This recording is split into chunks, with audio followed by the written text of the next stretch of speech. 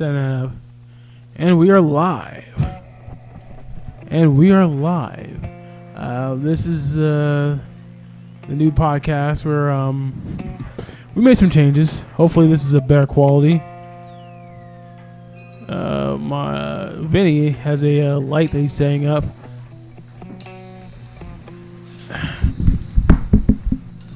Yeah, I don't know what it was.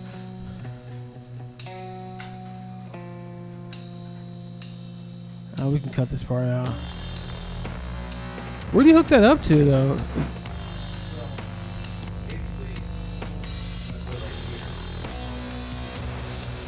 Go ahead. What kind? Is that a? Yeah, we'll plug it into USB.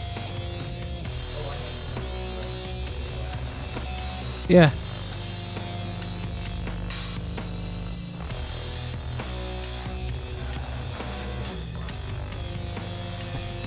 So we're almost 30 episodes in. We're still working out the kinks. By the way, all one of you who consistently watch this podcast, because I'm assuming you have nothing better to do.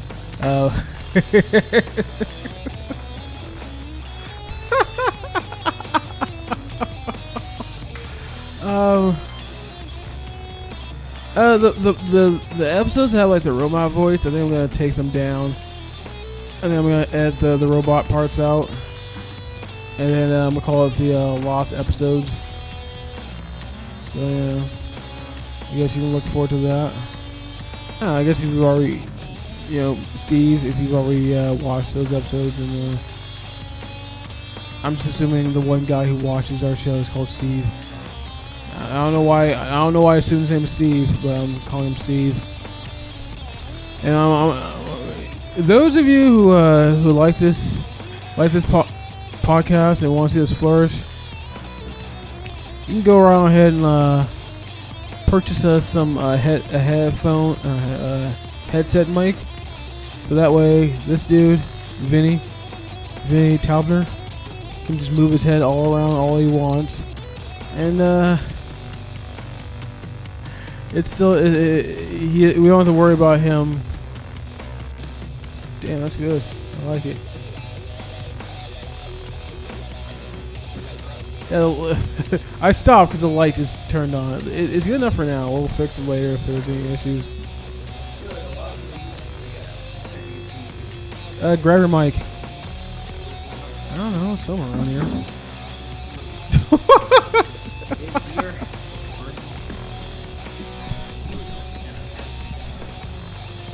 You have what? Oh, by the way, you can test them out. Test it out later. Okay. Can you hear me? Talk. I'm talking. It looks like talking. it's actually registering. Yeah, I think we're both genuinely the same Range. Same volume. Oh, good. I think I'm a little bit. I think I'm a little bit higher than you, but whatever. Anyway, after you printed these pics,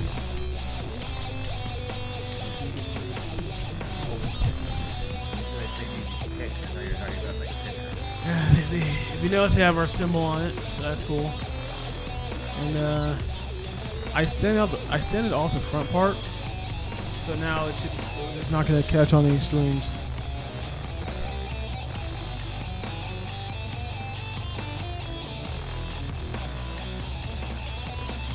Yeah, I mean, like, I don't know how the best way to do this. I might, like, wet sand them next time, because you can see there's this, well, it's not, well, the marks too, but it's mostly there's this plastic powder that is created with sand and plastic. Yeah. Grab your mic, by the way. Okay, I grabbed a couple. The pics that I used to compare against the pics that Nathan's made. They're both. He claims his is 2 millimeters. I think that's an accurate claim. Mine are definitely 2 millimeters, and they pretty much line right up with thickness. our pick with the cymbal is a little bit bigger, I think, right? Which would be better for people who play bass or guitar. I mean, it could be better for anyone. Yeah. So I'm gonna try this. Sorry, yeah, there are these like little picks I usually play with. Yeah. Oh, I know. They're like, I think they're like half the size or something, maybe a little bit bigger than half. Mm-hmm. But I forgot what instrument they're from. Well, I think they're for mandolin or whatever. Yeah. But like my friend back in the desk, though, he got me into playing with those. So I've just been playing with those ever since. Like I can play regular picks, but like those little picks, I got really used to those. Really? Yeah. So these ones do like they feel comfortable in my hand, but not as comfortable as those little picks. Yeah, because those are your favorites from way back when. Mine are really have kind of like a story about them too. So it's hard for me to switch picks. But I think that this is a prototype. I guarantee you some people will buy these. One thing I was thinking about doing is like if bands have like a very simple logo. Mm-hmm. I mean, it might just be like the initials of the band, you know. TT, yeah. Yeah, I mean, like for like other bands, let's say there's a band called Stink Meaner.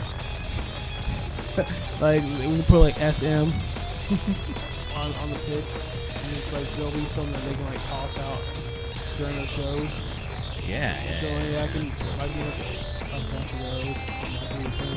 Yeah. They'll have their little insignia on it. I bet you if I just offered people, how much are you gonna have people pay? I don't know. How many are you gonna give? About like maybe 10 cents or less per pick. I would do a quarter. That's a bit much. A bit of a markup. Oh, you mean a quarter for each pick? No, 10 cents per pick. But like,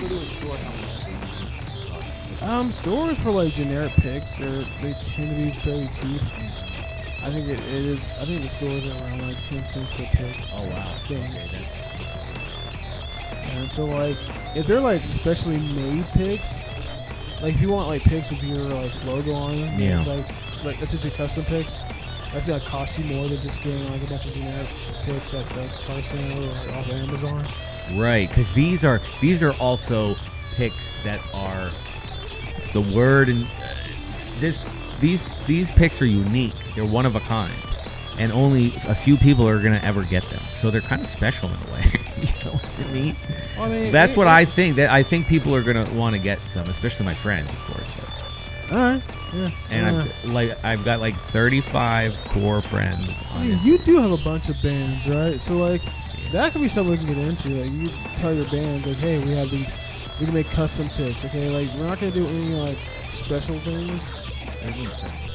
Like a bunch of like different colors. Like you want like rainbow. Oh, colors, it'd just be like basic. that. Yeah, basic. Like, just something basic. Like one color. Like these ones. Like I bought these this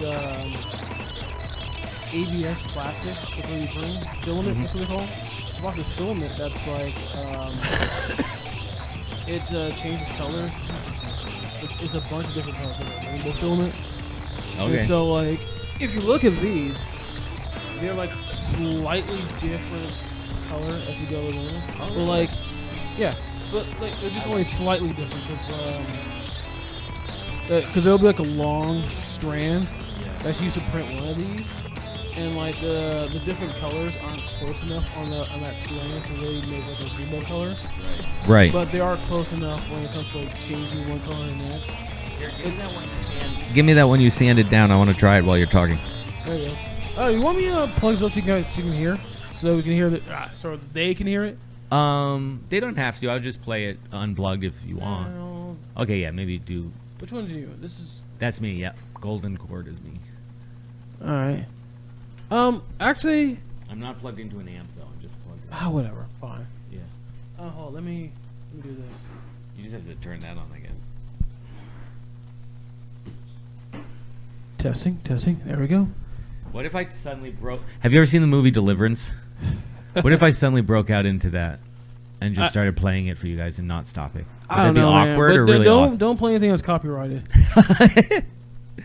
I'm just trying to wonder how you would react to random events. You know how the people in public sometimes they do those happenings like 100 people happenings? just start dancing in the middle of the public?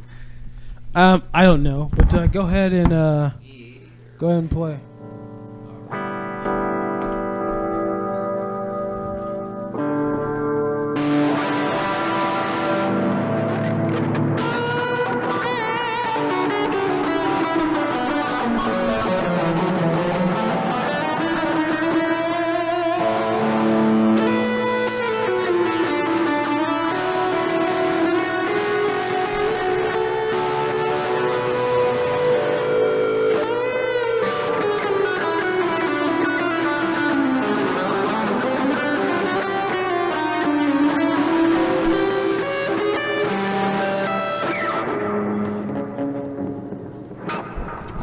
You know what? With this pick, it's the craziest thing.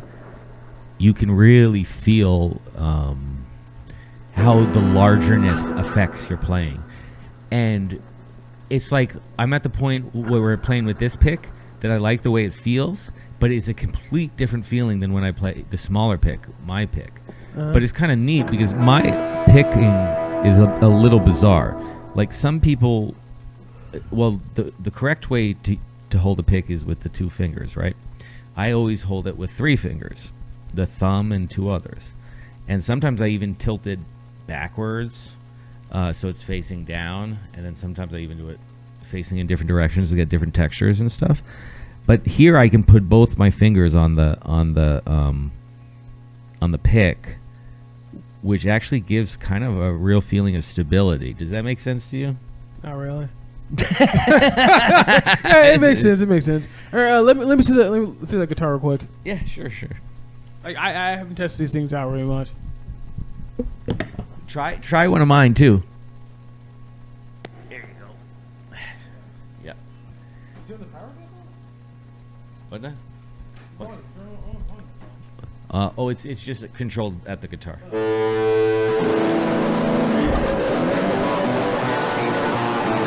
I love that. Nathan, things you don't know about Nathan. When Nathan gets a guitar or a bass, the first thing he'll play is this little lick he learned.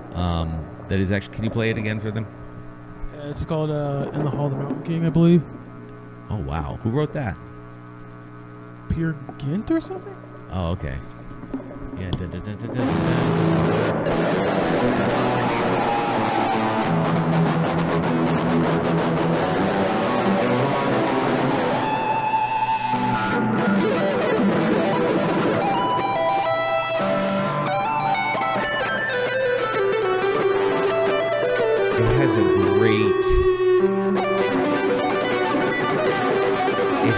This guitar has a great, like if you did what Nathan did, which was to flick it all the way to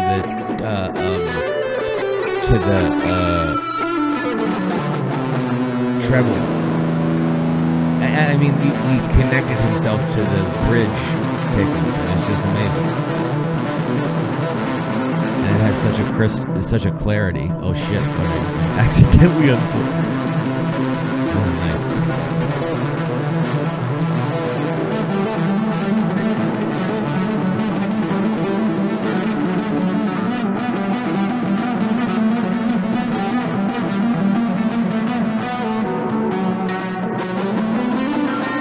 I always used to play, when I was younger, I used to play with the 5-way switch on my guitar. I used to play it all the way to the mids and bass one, all the way up. And now I love hooking into treble and using the bridge pickup because I can soar over the other instruments when I do that, which is a nice effect to have when you're trying to play a guitar solo. So, as you can see with Nathan here.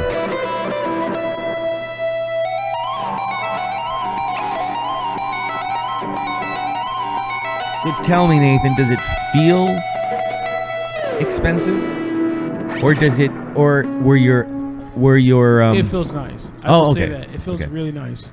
I will say this to anger the rest of the guitar players in the world: your pickups don't matter I'll say this, for heavy metal, your pickups pretty much don't matter. I mean, as long as they're humbuckers, then they don't matter because there's like a gajillion different humbuckers on the market. It doesn't matter. And you're saying that sometimes the differences, trying to hear the differences is fucking ridiculous, right?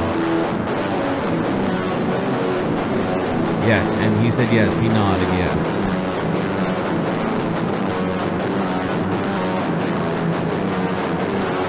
Also, this guitar has locking tuners. I don't know if anyone else has them, but they are so great. Makes changing strings so fucking easy. You just pull the string in, tighten it, and that's it. I mean, there's nothing to do. Nothing hard to do about it.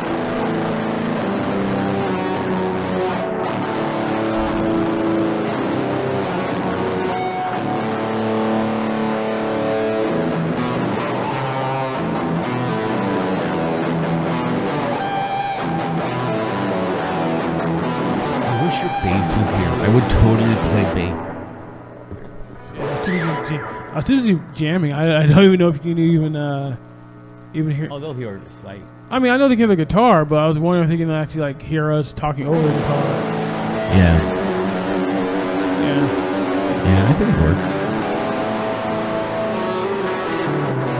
By the way, I played bass for this band, but I started on guitar. When you were 13, right? No, I think I started off. I got one. Like, who gave you the first guitar? How'd you get the first guitar? My dad gave me my first guitar when I was 14. That's awesome. He said, like, go to these websites, they'll teach you how to play guitar. But, like, the thing is, like, they started out with, like, oh, okay, this is how you play a C major chord. This is how you play a A minor chord. I'm like, I like heavy metal. I was listening to System of a Down, as well as, like, a bunch of other, like, metal bands, like Disturbed, Metallic. I think later on I got into, like, Metallic and all that shit. So I was like, well, I don't want to play chords. I want to play, like, metal. You know, so that's the mentality I had. And so I went on, like, I just got bored of playing.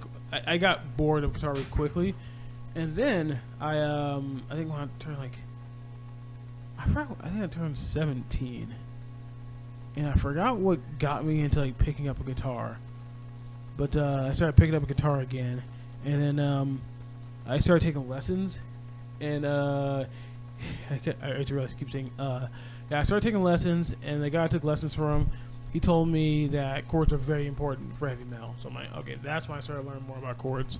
So like, I still don't do much as far as like, you know, fretting chords and like strumming them. Mm-hmm. Yeah, and strumming them. But I still like know a bit about music theory, so I know what makes up chords. You know, so like, you know, E minor is a E G B, and you have the D. You have the D, and that'll be like a seventh. Right, and you can manipulate that too. It could be a flat 7. It could be a sharp 7. Yeah, there's a lot of things you can do about the 7. It's like, what was it like? I forgot the different 7ths. It's like dominant 7th and major. And as long minor. as you know them, that's all that matters.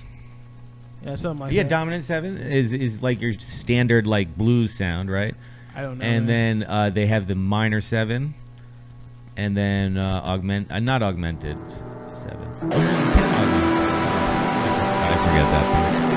I've sucked in so much theory, it's unbelievable. And you know what? I quit playing for 10 years, and then I picked up an axe and called Nathan, and we started this band. And so I was back to, you know, you need to play and you need to learn. And what I said to myself, I'm like, I'm not going to take the next 10 years to just practice like I had been. It's too late for that.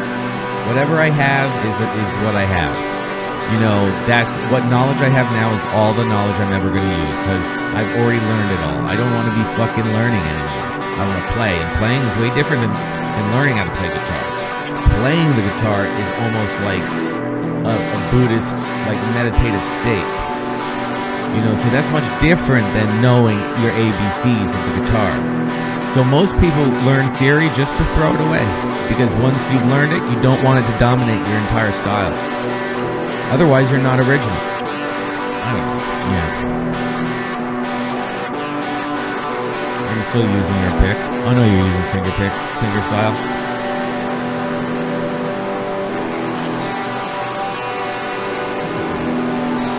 It has almost like a dampened attack, almost similar to your fingers that you were just playing. It's kind of like very dampened. There's a little chunky.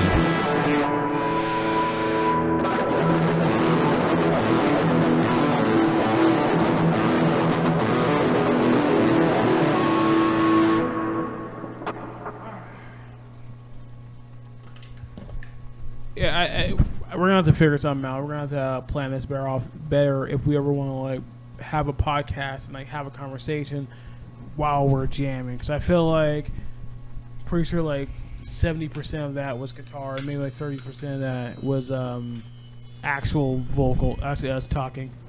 Hey, you need me?